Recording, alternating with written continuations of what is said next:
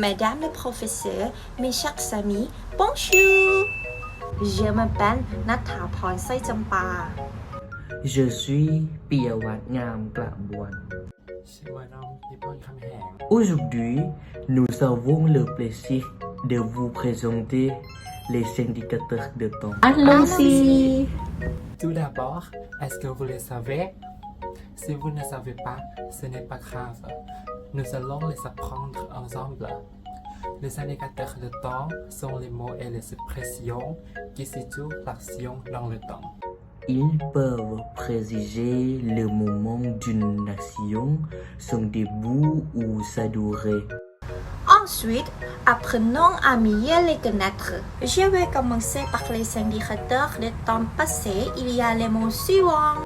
Hier, avant-hier, la semaine dernière, le mois dernier, en mai dernier, l'année dernière, en 2000. Ce jour-là et ce mois-là. Je vais donner quelques exemples de phrases. La semaine dernière, je suis allée au cinéma avec mon copain. En 2012, je me suis tombée dans les pommes pendant que mes amis et moi étudions dans la classe.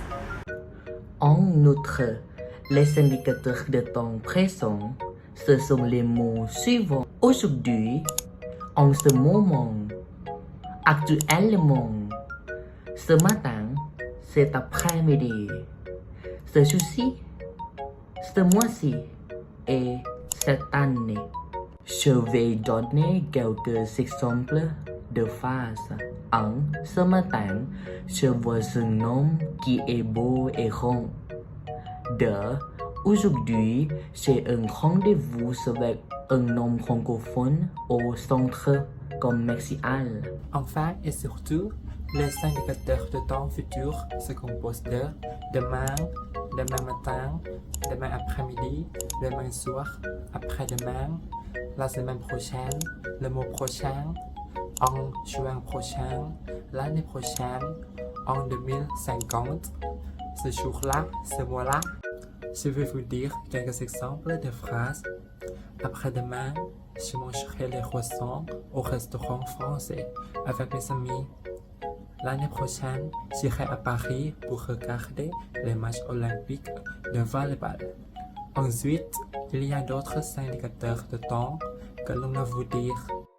Le premier mot, c'est depuis. Depuis est utilisé pour dire le point de départ et la continuité.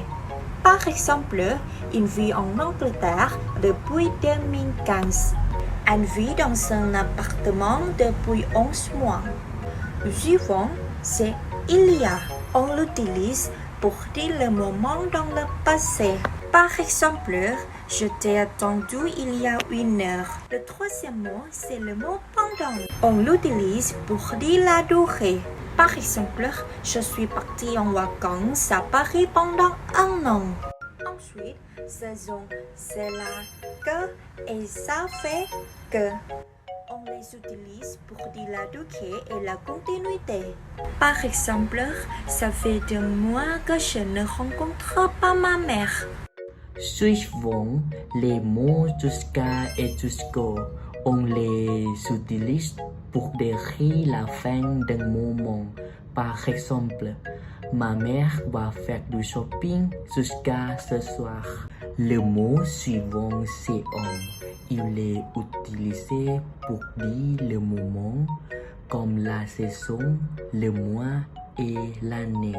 Par exemple, mon mari et moi allons voyager à la mer en avril. De plus, on est utilisé pour décrire la durée. Par exemple, il va marcher au magasin en 5 minutes. Puis, ce sont de A et du O. On les utilise pour dire le début et fin d'un moment.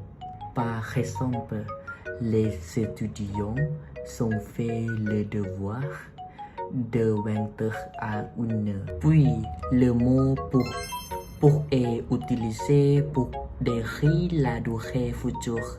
Par exemple, mon père ira à Lyon pour 28 jours. Et après cela, c'est le mot dans. On l'utilise pour épouser le moment futur. Par exemple, est-ce que vous sortirez dans 30 minutes?